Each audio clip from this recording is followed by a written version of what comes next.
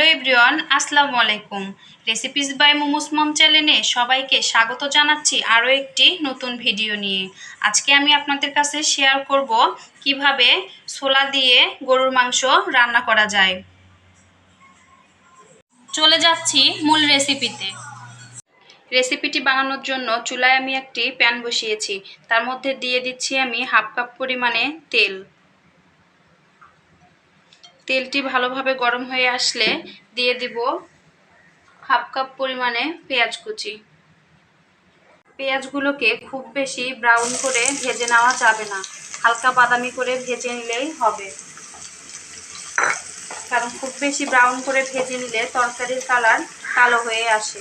পেঁয়াজগুলোকে আমি খুব ভালোভাবে নেড়েচেড়ে হালকা বাদামি কালার পর্যন্ত ভেজে নিয়েছি। এবার আমি এখানে দিয়ে দিচ্ছি 1 চামচ পরিমাণ রসুন বাটা, 1 চামচ পরিমাণে আদা বাটা দিয়ে আবারও আমি একটু ভালোভাবে নেড়েচেড়ে নেব, যতক্ষণ না পর্যন্ত আদা রসুন বাটার স্মেলটা চলে যাবে। সাথে দিয়ে দিচ্ছি কিছু গরম মশলা, দিয়েছি 2 টুকরো দারুচিনি, দিয়েছি 3 থেকে 4টি লবঙ্গ এবং সাদা এলাচ 3 থেকে 4টি।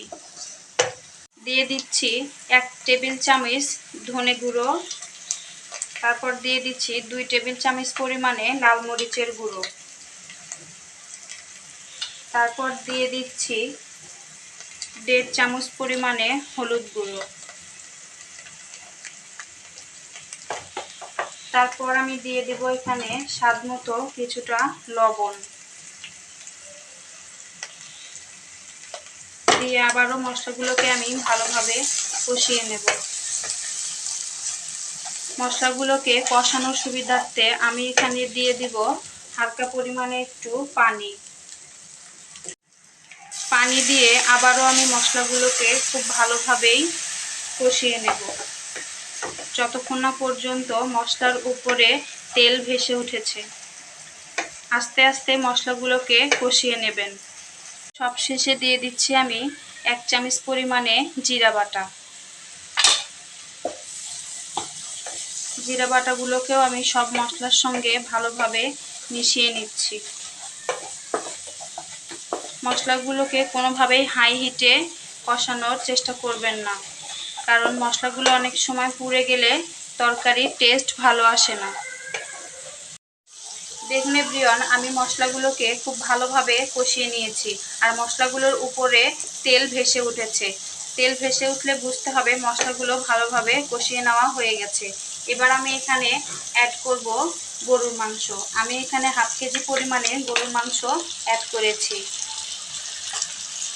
আর মাংসের কোনো পরিমাণ নেই, আপনারা যতটুকু পারেন ততটুকু দিয়েই রান্নাটি করতে পারেন। মশলার সঙ্গে মাংসগুলোকে আমি খুব ভালোভাবে নেড়েচেড়ে মিশিয়ে নেব এবং ভালোভাবে কষিয়ে নেব। এবার আমি দিয়ে দিচ্ছি এখানে ঢাকা।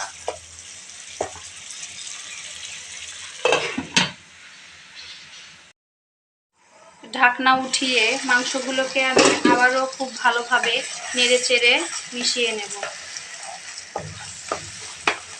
মাংসগুলোকে খুব ভালোভাবে কষিয়ে নিতে হবে।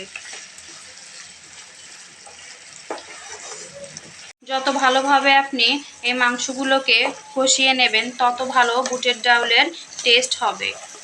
আর মাংস কষিয়ে নেওয়ার কারণেই রান্নার টেস্ট আসে। আবারও আমি মাংসগুলোকে ঢাকা দিয়ে 5 থেকে 7 মিনিট রেখে দেব। চলে আসলাম কিছুক্ষণ পরে। দেখুন আমার এখানে অনেকটা পরিমাণেই মাংসতে পানি উঠে এসেছে। এখানে এক্সট্রা কোনো পানি দেওয়ার প্রয়োজন নেই। যতটুকু পানি মাংসতে উঠে এসেছে এটুকু পানি দিয়ে আমার মাংস কষানো হয়ে যাবে। আমি মাংসগুলোকে আবারও ঢাকনা দিয়ে ঢেকে দিচ্ছি পানিগুলো শুকিয়ে যাওয়া পর্যন্ত। ফিরে আসলাম কিছুক্ষণ পরে। আপনারা দেখতেই পাচ্ছেন এরই মাঝে মাংসের ঝোলটুকু সবটুকুই শুকিয়ে এসেছে। এবার আমরা আরও একটু ভালোভাবে কষিয়ে নেব। এর মধ্যেই বেশ কয়েকবার আমি ঢাকনা উঠিয়ে মাংসগুলোকে নেড়েচেড়ে নিয়েছি, যেন কোনোভাবেই তলানির সঙ্গে লেগে না যায়। মাংসগুলোকে খুব ভালোভাবে আমার কষিয়ে নেওয়া হয়ে গেছে। এবার আমি এখানে দিয়ে দিব বুটের ডাল।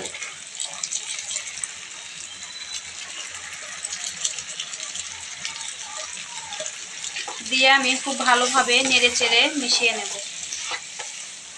এখানে আমি বুটের ডাল নিয়েছি 250 গ্রাম। বুটের ডালগুলোকে আমি প্রায় 2 থেকে 3 ঘন্টা ভালোভাবে ভিজিয়ে রেখেছিলাম এবং খুব ভালোভাবে পরিষ্কার করে নিয়েছি। ডাউলগুলোকে মাংসের সঙ্গে খুব ভালোভাবে 7 থেকে 8 মিনিট কষিয়ে নেব। এখানে আমি 500 গ্রাম মাংস এবং 250 গ্রাম বুটের ডাউল ব্যবহার করেছি। এখানে মাংস বা বুটের ডাউলের কোনো পরিমাণ নেই, আপনারা যে যতটুকু পারেন ততটুকু দিয়েই রান্না করতে পারেন। এবার আমি এটাকে ঢাকা দিয়ে 3 থেকে 4 মিনিট ভালোভাবে কষিয়ে নেব। ফিরে আসলাম 4 থেকে 5 মিনিট পরে। মাংসগুলোকে আমার ভালোভাবে কষিয়ে নেওয়া হয়ে গেছে। এবার আমি এখানে অ্যাড করব পানি। এখানে পানির কোনো পরিমাণ নেই, যতটুকু প্রয়োজন হবে ততটুকুই দিতে পারেন। আপনারা যতটুকু ঝোল রাখবেন তার উপর নির্ভর করে পানি দিয়ে দিবেন। তবে এতটুকু বলতে পারি, আপনারা পানি এমনভাবে মেশাবেন যাতে মাংস এবং ডাল পানির নিচে থাকে। এবার আমি এটাকে ঢাকা দিয়ে রেখে দেব যতক্ষণ না পর্যন্ত বলক চলে আসে। বলক চলে এসেছে। এবার আমি এখানে দিয়ে দিচ্ছি 4 থেকে 5টি কাঁচামরিচ। কাঁচামরিচ দিচ্ছি ঝালের জন্য না, ফ্লেভারের জন্য। এবার আমি এখানে দিয়ে দিচ্ছি 1/2 চামচ পরিমাণে গরম মশলার গুঁড়ো। দিয়ে আবারও আমি ভালোভাবে নেড়েচেড়ে মিশিয়ে নিচ্ছি। দিয়ে এটাকে আমি আবারও ঢাকা দিয়ে দিচ্ছি 20 মিনিটের জন্য। চলে আসলাম 20 থেকে 25 মিনিট পরে। এরই মাঝে আমার ঝোল অনেকটাই কমে এসেছে। এবার আপনারা দেখতে পারেন ছোলা এবং মাংস কতটা সিদ্ধ হয়েছে। ছোলা এবং ডাল আমার প্রায় সিদ্ধ হয়েই গেছে। আমি আবারও একটু ঢাকা দিয়ে রাখবো 10 মিনিটের জন্য। আসলাম 10 মিনিট পরে। এর মাঝেই আমার রান্নাটি খুব ভালোভাবেই হয়েছে দেখুন, এবং ছোলা এবং আমার মাংসটি খুব ভালোভাবে সিদ্ধ হয়ে গেছে। সব শেষে আমি এখানে অ্যাড করব 1 চামচ পরিমাণে ভাজা জিরার গুঁড়া। আপনারা অবশ্যই এখানে ভাজা জিরার গুঁড়াটা ব্যবহার করার চেষ্টা করবেন, এর জন্য রান্নাতে অনেক সুন্দর একটা ফ্লেভার আসে। আমার রান্নাটা প্রায় শেষ। আমি এর থেকে বেশি ঝোল কমাবো না, কারণ ডাউল রান্নার পরে আরও অনেকটা বেশি ঘন হয়ে আসবে। এবার আমি এটাকে সার্ভ করে নেব। কিছুক্ষণ পরে ডালগুলোকে সার্ভ করে নিয়েছি। আপনারা নিশ্চয়ই দেখতে পাচ্ছেন ডালগুলা কতটা লোভনীয় হয়েছে। আপনারা চাইলে এভাবে বাসায় বানিয়ে দেখতে পারেন।